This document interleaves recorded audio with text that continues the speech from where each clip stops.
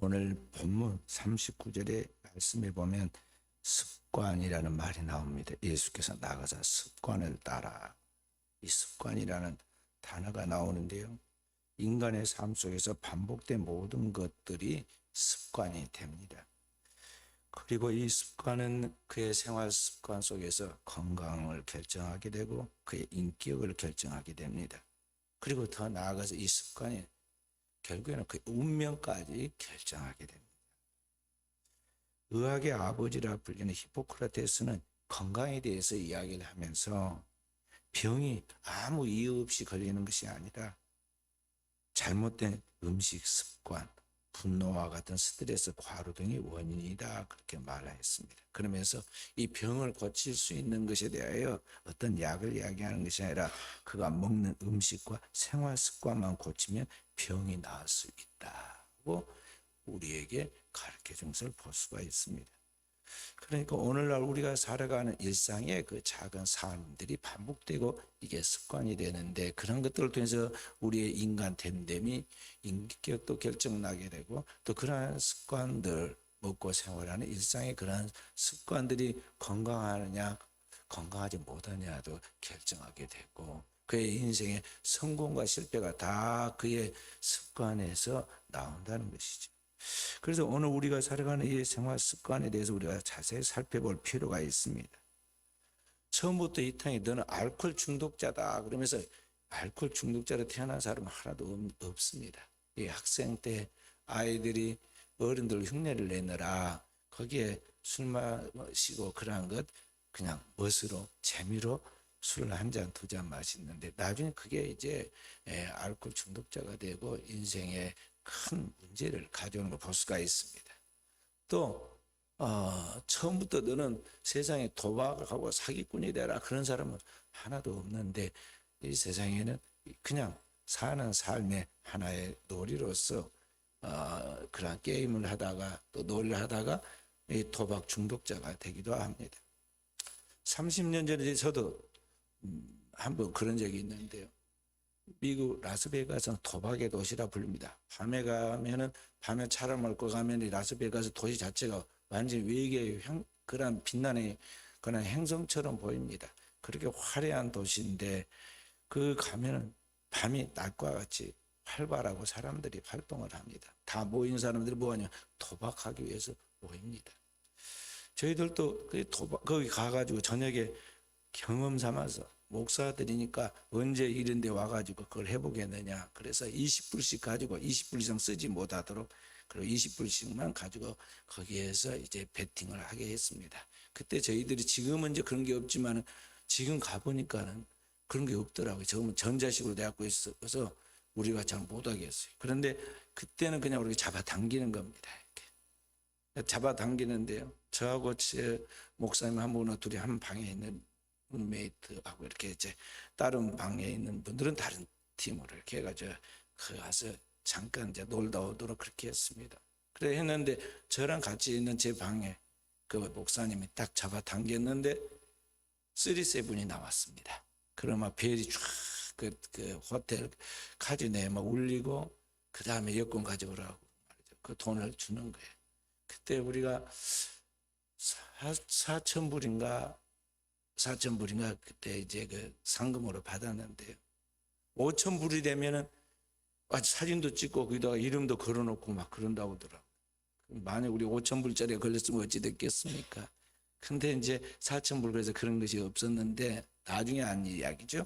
그래서 이제 그걸 가지고 다 이게 공짜로 번 돈이니까 빨리 써야 한다 그래가지고요. 그 선교사로 따라오신 분 선교비 드리고, 또 지갑 도둑 맞아가지고 빈털털이 돼버린 목사님 또 그거 돈 주고, 그 다음에 거기 미국에서 먹을 수 있는 최고급 그 뷔페 그 그 음식, 그때는 10불이면 됐어요. 그래서 그거 마음껏 먹고 하여간 그랬던 기억이 있어요. 만약 재밌어가지고 또 그런 일이 생길 거 생각하고 또 가서 이거 하고 또 가서 하면 어찌 되겠어요. 제가 이제 그쪽 분야의 도박사가 되는 거죠. 그런데 그런 것들이 많이 있습니다.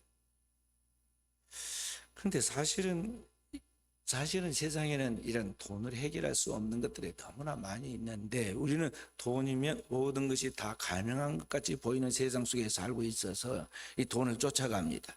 그래서 오늘 우리가 살고 있는 이 사회를 황금 만능주의라고 말하지 않아요?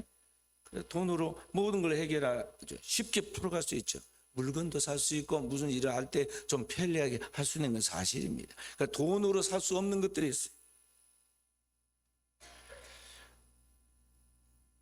정의란 무엇인가라는 책으로 유명해져서 우리나라에까지 강의했던 마이클 샌델이라는 그러한 사람이 있는데, 이 사람이 쓴 또 다른 책 What Money Can't Buy, 돈으로 살 수 없는 것이라는 그런 책에 보면은 오늘 현대인들이 돈이면 다 해결될 수 있다고 믿고 있지만 실제로 돈으로 해결할 수 없는 것들이 무엇인가에 대하여 거기에서 이 미국인들의 그 실생활을 하나하나 이야기를 하면서 우리에게 풀어놓은 것을 볼 수가 있어요. 사람들은 돈이면 모든 게 해결될 수 있는 것 같이 그러한 황금 만능의 환상을 품고 그 돈에 매달리지만 사실 돈으로 해결할 수 없는 정신적인 것들, 심리적인 것들, 영적인 것들에 엄청난 그런 영역이 있다는 것이죠. 특히 신성한 이 영역에 있어서 이 돈이 해결할 수 있는 것은 없어요. 도리어 돈이 들어가면 그 신성한 것들이, 소중한 것들이 변질되고 그러한 가치들이 하락됩니다. 돈이 들어가면 점점 그 중요한 관계가 깨어지게 된다는 것이죠. 인간의 영혼을 돈으로 살 수 있는가? 사랑을 돈으로 살 수 있는가? 우정을 돈으로 살 수 있는가? 또 인간의 신용을 돈으로 살 수 있느냐는 거죠. 무엇보다도 그 영원하신 하나님과 그 하나님의 나라와 그의 영광, 그 하나님 앞에서 우리에게 주어지는 그 모든 신령한 축복들을 우리가 과연 이 돈으로 해결할 수가 있느냐는 것이죠. 그런데 우리는 이 세상에 잘못되어 있는 풍조와 가치관을 따라서 자기도 모르게 거기에 물이 들었고 그것이 습관화돼서 오직 돈만 보고 쫓아가고 돈만 보고 웃고 돈이면 다 해결되는 줄 알고 우리는 그러한 어리석은 생각 속에서 살아가고 있다는, 그렇게 살다가 우리의 인생이 어느 순간에 돈 때문에 인생이 망치게 되는 겁니다.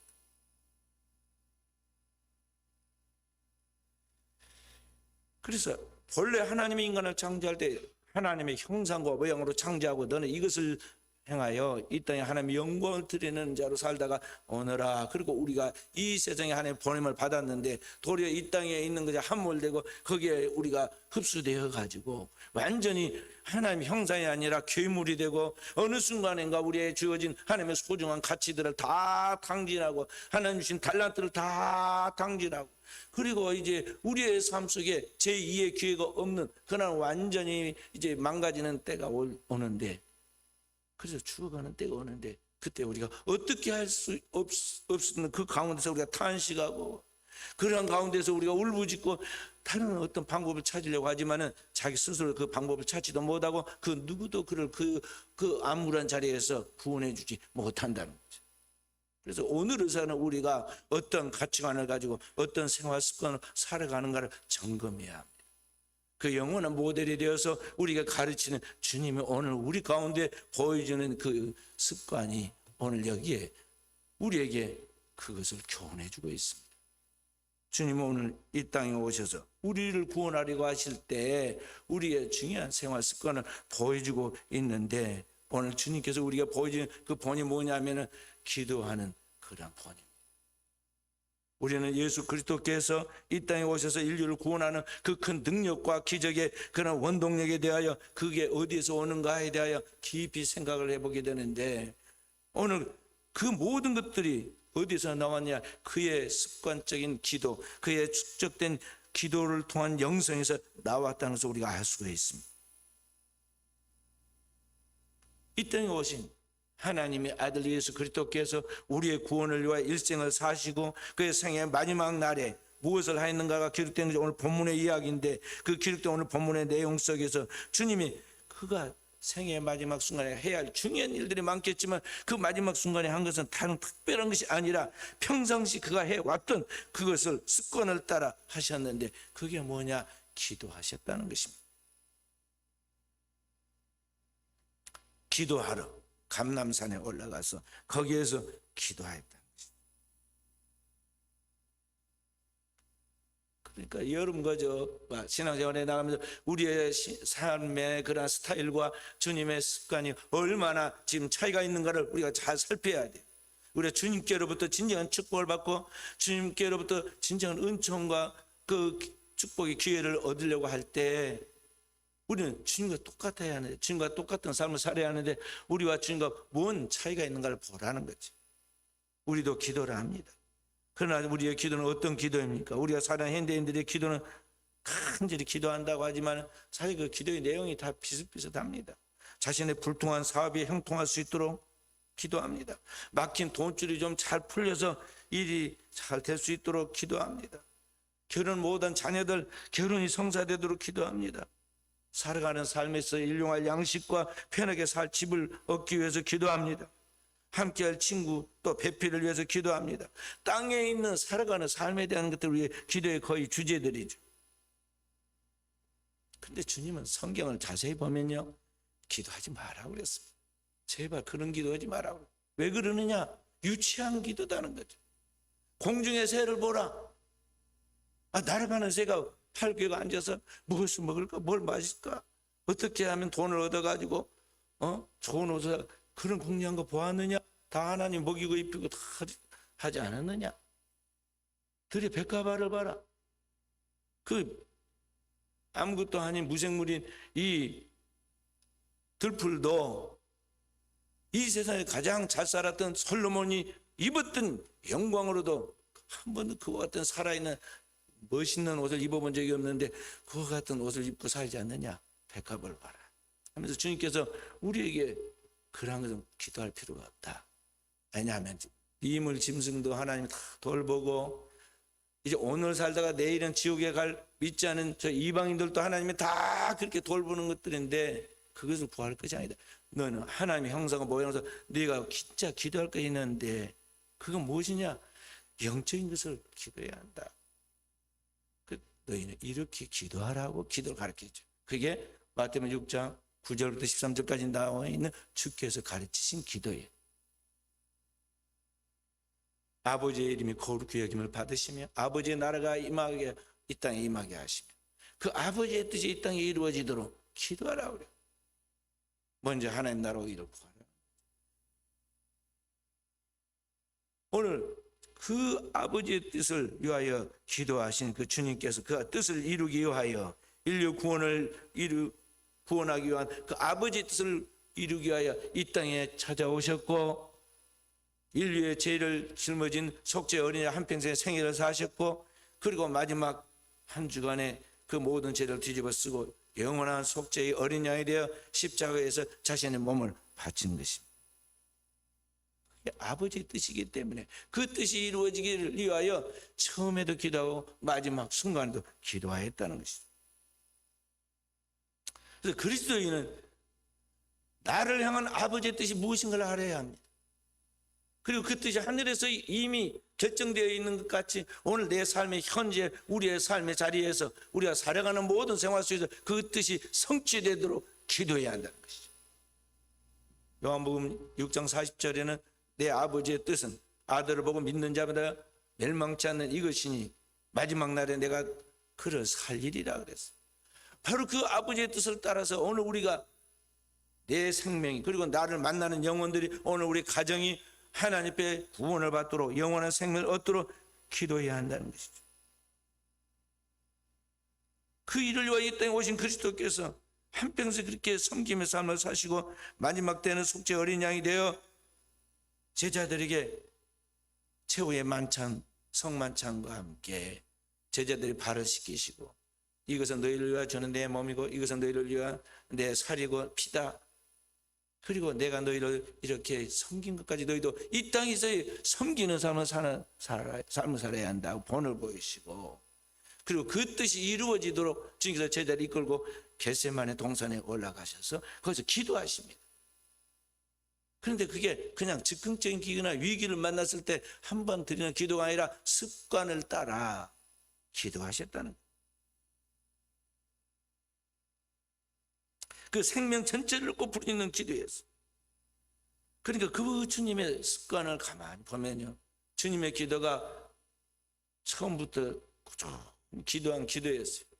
이제 우리 인류 구원을 위하여 오셔서 주님이 하신 그 일을 공생애, 그분의 공적인 생애라고 말하는데, 공생애를 시작할 때 보면 40일을 식음을 전폐하고 광야에 나아가서 하나님 앞에 간절히 기도하십니다. 기도하면서 마귀를 물리치고 하나님의 말씀으로 승리하는 장면이 나오죠. 마태복음 4장 1절부터 11절의 말씀이. 그리고 매일의 일과를 하기에 앞서서, 항상 하루에 활동하기에 앞서서 일찍이 이른 아침에 일어나서 하나님 앞에 나아가 한정무서 기도하셨다. 마가복음 1장 35절의 말씀입니다. 마가복음 1장 35절 말씀. 함께 새벽 아직도 밝기 전에 예수께서 일어나 나아가 한적한 곳으로 가서 거기서 기도하시더니. 우리와 생활 습관이 많이 다르잖아요. 새벽에 피곤하잖아요. 잠 더 자고 싶습니다. 주님은 어제도 일 많이 하셨습니다. 그리고 저녁까지 늦게 기도도 하셨는데 새벽에 또다시 일찍 일어나셔서 기도하셨다. 또 모든 일을 행할 때 그 일상의 삶의 자리에서 서 있는 그 자리에서 무슨 일을 하기에 앞서서 먼저 하나님 앞에 기도하셨다. 요한복음 6장 11절 말씀, 오병이의 기적 이야기입니다. 6장 11절. 예수께서 떡을 가져 축사하신 후에 앉아있는 자들에게 나눠주시고 물고기도 그렇게 그들의 원대로 주시니라. 여기 오병이의 기적이 일어나기 전에 주님께서 떡을 가지시고 축사하셨다. 하나님 앞에 축복하며 기도했다는 것입니다. 그리고 그들에게 떡을 떼어서 나눠줬는데 5,000명이 먹고 12광줄에 남는 기적의 역사가 나타나죠. 늘 그렇게 하셨어요. 요한복음 11장 43절부터 42절에 보면은 주님께서 죽은 나사로를 사흘 만에 무덤에서 다시 일으켜 세울 때도 똑같이 주님께서 기도하십니다. 요한복음 11장 41절 42절 말씀. 거기 보면은 주님께서 하늘을 우러러 하나님 앞에 감사하며 기도합니다. 그리고 기도하시고 큰 소리로 함께 읽어보십시다. 돌을 옮겨 놓으니 예수께서 눈을 들어 우러러 보시고 이르시되 아버지여 내 말을 들으신 것을 감사하나이다.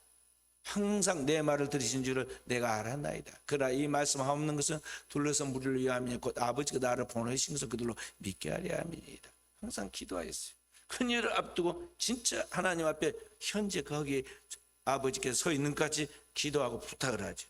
그리고 큰 소리로 외칩니다. 나사로야 나오라. 그 죽은 나사로가 벼로 얼굴을 동인처럼 걸어 나오죠. 그래서 죽은 나사로를 살려냅니다. 늘 일상의 삶 속에서 하나님 앞에 기도하셨다. 또 십자가 구속사역의 그 큰 일을 앞두고 주님께서 산에 올라가서 오늘 기도하신 장면이 오늘 본문의 내용입니다. 겟세마네 동산에 올라가서 십자가를 짊어지기 직전에 무릎을 꿇고 기도합니다. 심한 통곡과 눈물로 간구와 소원을 올립니다. 아버지 뜻이 하늘에서 이루어진 것이 땅에서 이루어지도록 3번 반복해서 기도합니다. 거기 보면은 44절에 힘쓰고 애써 더욱 간절히 기도하시니 땀이 땅에 떨어지는 핏방울 같이 되더라. 그러니까 기도에 완전히 올인한 것입니다. 살아가면서 우리의 생애 가운데 그렇게 간절하게 그렇게 울부짖고 기도해 본 적이 있을까요? 그리고 9시간 후에 십자가에 매달리게 되는데 십자가에 올라가서도 그분은 7마디의 말씀하십니다. 가상칠언이라고 합니다. 그 7마디의 기도가 대부분 기도에서 시작해서 기도로 마칩니다. 아버지 저들의 죄를 사하여 주십시오. 저들은 자기들이 아는 것이 무엇인지 알지 못합니다. 하고 인류의 죄를 위한 대제사장으로서 속죄의 기도부터 시작해서 마지막 그의 기도는 아버지 내 영혼을 아버지 손에 부탁하나이다. 그러니까 오늘 우리의 구원을 위하여 이 땅에 오신 예수 그리스도께서 그 영원한 속죄를 이루고 우리를 죄와 사망에서 사탄의 그 지옥에서 우리를 건져내서 영원 하나님 나라에 가게 만드는 그 모든 결정적인 비결이 무엇이냐? 오늘 예수 그리스도께서 그 대업을 완성할 수 있는 그 비결이 무엇이냐? 그의 기도였다 하는 것이죠. 그가 하나님 앞에 기도했어요. 우리는 부모로부터 금수저니 은수저니 흙수저니 그런 소리나 하고, 돈이 있어서 또는 없어서 어쨌다는 둥, 뭐 줄이 없어가지고 권력 있는 사람이 없어서 뭐 이렇다 저렇다, 늘 우리는 이 세상의 어떤 그 상대적인 힘을 찾고 그런 것들이 닿지 않음에 대하여 한탄합니다. 근데 주님이 이 땅에 있는 세상 사람들과 또 우리와 똑같이 그렇게 하였느냐는 것이죠. 주님 그렇게 무엇을 먹을까 마실까 입을까 땅에 있는 것을 위하여 세상적인 수단과 방법을 찾지 마라 그래요. 그리고 우리에게 주님께서 기도하신 것까지 너희도 이렇게 기도하라고 가르치고 있어요. 그런 의미에서 오늘의 우리의 습관은 어떠한가? 우리는 우리의 습관을 살펴보도록 해야 합니다. 오늘 나의 삶의 반복된 습관은 오늘의 나를 결정하는 그러한 나의 운명을 결정하는 요인들이었습니다. 그렇다면 오늘을 살아가는 나의 생활 습관 속에 내 기도 생활은 어떠했는가? 크리스찬으로서 수십 년 동안 하나님을 믿고 교회를 다니면서 나의 신앙생활과 나의 기도 생활은 과연 어떠했는가? 우리는 우리 자신의 삶을 검토해 보아야 합니다. 사도 바울은 2000년 전에 에베소 교인들을 경계시키면서 이렇게 말했습니다. 에베소 5장 12절 그리고 11절 12절부터 먼저 읽겠습니다. 그들이 은밀히 행하는 것들은 말하기도 부끄러운 것이니 11절 너희는 열매 없는 어둠의 일에 참여하지 말고 도리어 책망하라 그랬어요. 우리들이 살아가면서 생활해 가는 그 즐기는 것들, 은밀히 행하는 것들은 사실 내놓고 말하기도 부끄러운 것들이라는 거죠. 그렇기 때문에 하나님의 백성으로서 우리는 그렇게 평생 살아봐야 아무 남는 것도 없는 그 열매 없는 그 어둠의 일에 참여하지 말고 도리어 그러한 것들을 책망하고 그러한 습관들을 고치라는 것이죠.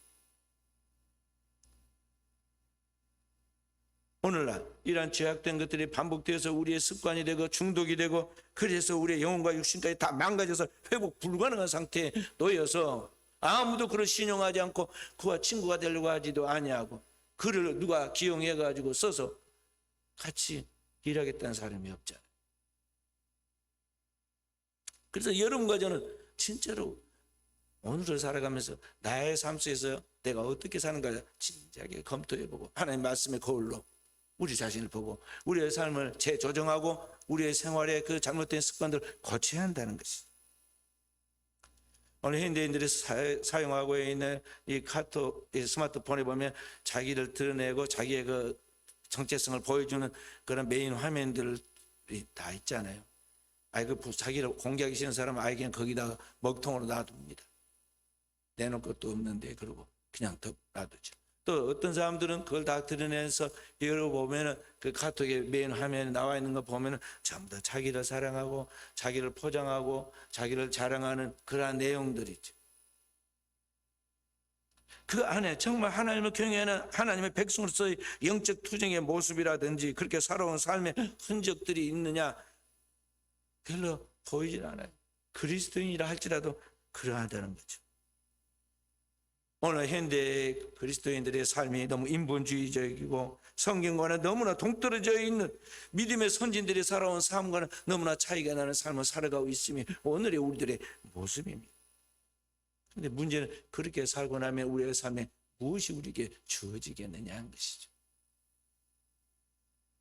그래서 사도 바울은 인류 구원을 위하여 그리스도의 그 대업을 이어가도록 하기 위해서 땅끝까지 복음을 전하는 이방인의 사도로 자처하고 그가 땅끝까지 복음을 전합니다.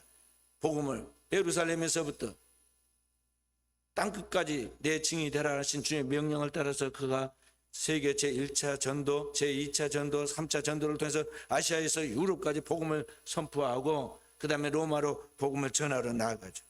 그리고 그런 모든 일들을 끝마치고 그가 이제 순교하여 하나님 앞에 가기 직전에 그의 모든 대업을 이어가야 할 후계자 디모데를 세우면서 그 디모데에게 이렇게 단호하게 말합니다. 너는 경건에 이르도록 내 자신을 연단하라. 사실 이 디모데는 몸이 약해가지고요 먹는 음식도 잘 소화를 시키지 못해가지고 사도 바울이 그런 이야기도 성경에 써둡니다. 너는 자주 나는 이 위장병 때문에 소화가 잘 돼도 포도주를 종종 이렇게 쓰라, 이게 먹으라 그랬어요. 성경에는 술 취하지 말라고 그랬는데 여기에는 술을 조금씩 먹으라고 그랬어요. 근데 그들의 식생활 중에 서양 사람들의 생활 중에는 고기를 많이 먹는데 소화를 돕는 붉은 포도주가 그들의 음료거든요. 그러니까 그걸 종종 마셔서 이 소화를 돕도록 해라는 것이죠. 그럼에도 불구하고 이 디모데에게 내 자신을 연단하라고 그랬어요. 훈련하라는 것입니다. 경건의 훈련을 통해서 내 자신을 하나님의 종으로 이 땅에 쓰임 받을 수 있도록 철저하게 무정하라는 것입니다. 디모데서 4장 15절에는 이렇게 말씀하고 있습니다. 이 모든 사람이 내 연수함을 없이 여기지 못하도록 오직 말과 행실과 사랑과 믿음과 정절에 있어서 믿는 자에게 본이 되도록 이 모든 일에 전심전력하라 그래. 나이가 어리다고 철이 없다고 그렇게 무시당하지 않도록 정말 사람들 너를 보면 고개를 숙이고 존중하고 너 앞에 일을 지키면서 너희가 하는 말을 신중하게 따라서 그렇게 따라올 수 있도록 그런 영적 권위를 가질 수 있을 만큼 너는 모든 믿는 자의 본이 될 수 있을 만큼 말과 행실과 사랑과 믿음과 정절에 본이 되라. 그렇게 되도록 전심전력하라고. 하나님의 말씀을 읽는 것과 하나님의 말씀을 듣는 것과 그래서 가르치는 것에 모든 일에 철저하라는 것이죠. 그래서 하나님 말씀을 잘 믿고 나아가는 그러한 일꾼으로 무장시켜서 사도 바울이 이루어놨던 그 업적들을 그 영혼 구원의 그 대사역을 완성해 가도록 하는 것을 볼 수가 있습니다.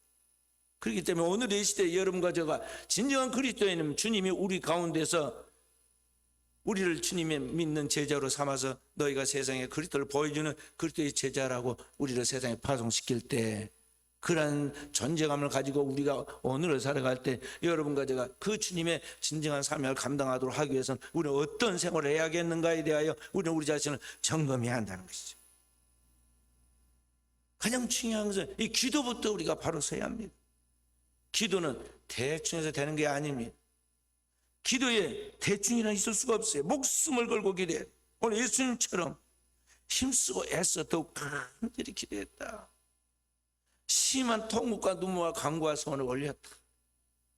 기도가 길어져서 밤이 맞도록 기도했다는 이야기도 나옵니다.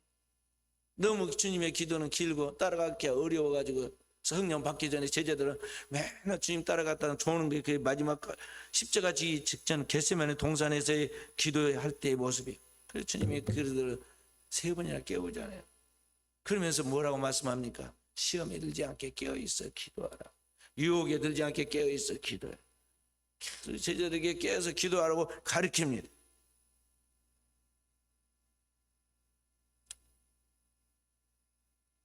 그래서 오늘 여러분과 저는 첫째는 내 영혼이 살기 위해서 기도해야 하고 또 두 번째는 오늘 우리가 진정한 하나님의 축복을 받아서 세상 속에 그 축복을 나눠주는 복의 통로로서 역할을 감당하도록 하기 위해서 오늘 우리는 거짓없는 기도가 우리의 몸에 딱 배어있는 습관이 되고 체질이 되도록 기도해야겠어요. 기도로 여러분과 제가 다이어트를 해야 돼요. 교회 오고 가는 시간 진짜 기도하는 사람이 되면요 살이 안 쪄요. 지금 땀이 땅에 뜨면 빗방울 좀 되는데 그게 되겠어요? 영적으로 예민해요. 이스라엘 나라가 300년 동안 혼란한 사사시대였다가 이제 하나님을 경외하는 거룩한 신정 국가가 되는 그런 일을 이루어가는 그 중요한 초석을 닦은 사람이 누구냐 하면 사무엘입니다. 근데 그 사무엘이 이스라엘의 마지막 사사이면서 새로운 왕정 시대를 열어가는 주역으로 역할을 감당할 수 있었던 건 뭐냐면 그의 기도입니다. 그가 어머니 뱃속에서부터 기도하였습니다. 태어나서 젖을 떼고 나자마자 성전에 바쳐지고 그때부터 성막에서 하나님의 법궤 앞에서 늘 기도하면서 하나님의 음성을 듣습니다. 나이가 들어가서 힘이 빠져 가운데 있어도 기도는 쉬지 않았어요. 그래서 이스라엘 백성들에게 마지막 단도리를 할 때에 기도에 대해서 그렇게 말합니다. 사무엘상 12장 23절의 말씀입니다.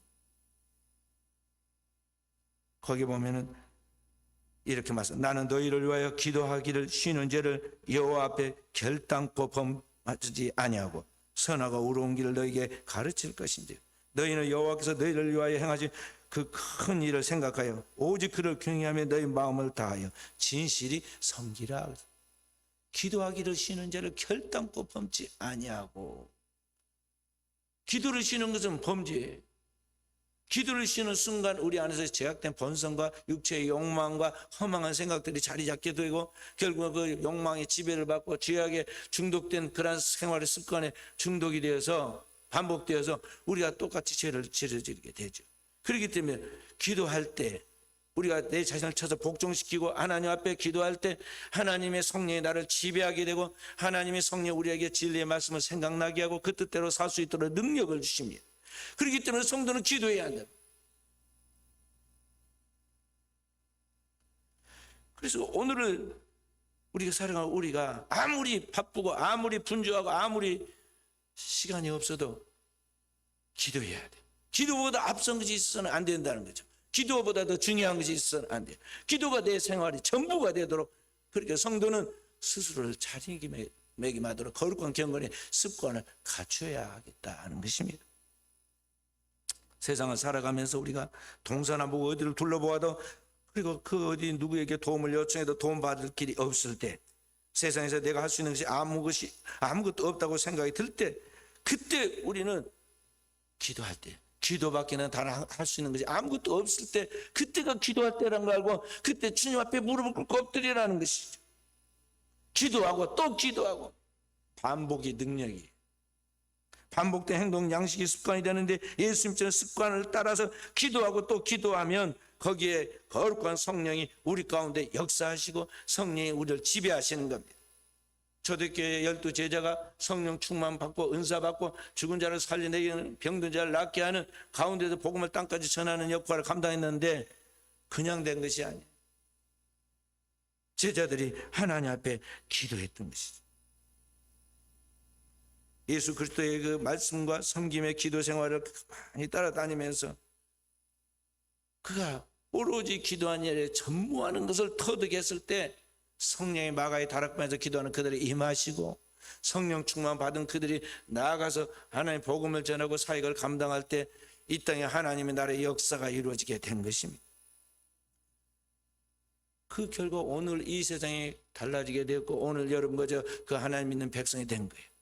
5,000년의 우리나라의 역사 속에 세계에서 가장 가난한 나라였고 힘이 없어서 이방에 일본의 지배를 받아서 나라가 망했음에도 불구하고 이 나라가 다시 일어나서 세계 속에 우뚝 서게 된 것이 뭐냐? 우리 한국에 들어온 복음, 기독교의 복음을 통해서 믿는 초대교회 성도들이 하나님의 교회에서 눈물 뿌리고 기도하고 그 하나님 앞에 받은 말씀을 따라서 그 하나님 앞에 매달린 결과 오늘날 이 민족이 세계 속에 우뚝 선 민족이 되게 된 거예요. 그 거룩한 영성을 초대교회 우리 인류의 초대교회 영성과 함께 오늘 우리 한국교회 초대교회 영성의 그 맥을 우리가 이어받아야 돼. 그래서 기도해야 한다는 것입니다. 그래서 저와 오늘 우리 사랑하는 성도들이 하나님 앞에 기도하고 또 기도하는 거룩한 경건의 습관을 가지고 하나님 앞에 나아가는 가운데 오늘 우리 자신이 하나님 앞에 변화되어 진정한 축복된 자유한 백성이 되게 되고 또 우리를 통해서 우리의 다음 세대 자녀들이 그 축복을 이어받게 되고 오늘 축복받은 우리 민족을 통해서 아시아와 세계가 하나님의 나라의 영광이 이루어지는 역사가 이루어지게 될 것입니다. 오늘 또 그 경건한 습관이 저와 우리 사는 성도들에게 몸에 일어나서 잘 배고 훈련되어서 우리를 통해서 하나님의 영광이 나타나는 은총을 체험할 수 있기를 주님의 이름으로 축원드립니다.